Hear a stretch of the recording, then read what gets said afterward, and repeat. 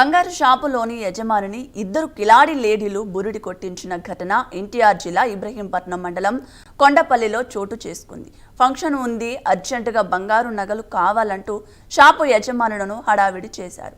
అదను చూసి అసలు బంగారం స్థానంలో నకిలీ బంగారు నగలు ఉంచారు.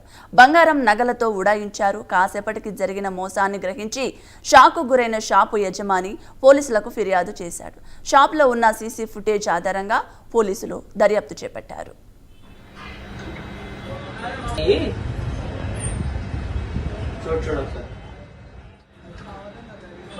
ఊర్లో చేయరు, ఊర్లో చేయరు. అదే సార్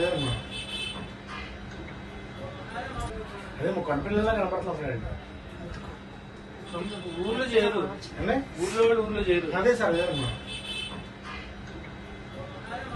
అదే కంపెనీలో కనపడుతున్నాం.